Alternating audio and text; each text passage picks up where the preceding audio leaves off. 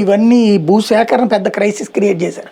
15,000 ఎకరాలు తీసేసుకుని వాళ్ళకి నోటిఫికేషన్ ఇచ్చేస్తే అవి క్యాన్సిలేషన్ చేయాలి. వాళ్ళలో చాలా మంది కోర్టులకు వెళ్ళారు. ఆ కోర్టులకు వెళ్ళిన వాళ్ళల్లో చాలా మంది చేత ఆపించాలి, ఒప్పించాలి.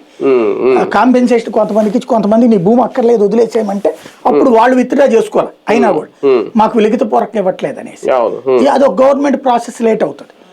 వాళ్ళు అది ఇనిషియేటివ్ తీసుకోబట్టినే స్టార్ట్ అయింది, లేకపోతే స్టార్ట్ అయ్యి ఉండేది కాదు. ఇప్పుడు జగన్ కు వచ్చిన దరిద్రం ఏంటంటే మొదటి 2 ఏళ్ళు నీకు కరోనానేనా, ఫస్ట్ ఏడాది ఏమో ఎలక్షన్స్ కావాలి, స్థానిక ఎన్నికలు బిగిన్ అవుతున్న టైం కరోనా. 2 సంవత్సరాలు అంటే 2.5 సంవత్సరాలు అతని చేతిలో లేదు. ఉన్న 2.5 సంవత్సరాల్లోనే పోలవరం అయినా, భోగాపురం అయినా, కడప స్టీల్ ప్లాంట్ అయినా ఏ అయినా సరే 2.5 ఏళ్లలోనే అతను చేసినాయి. లాస్ట్ 6 నెలలు అతని చేతిలో లేదు.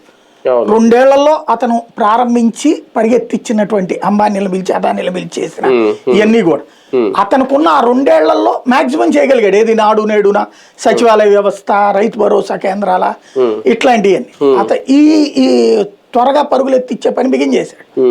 సమస్యల్లా అక్కడ వచ్చింది.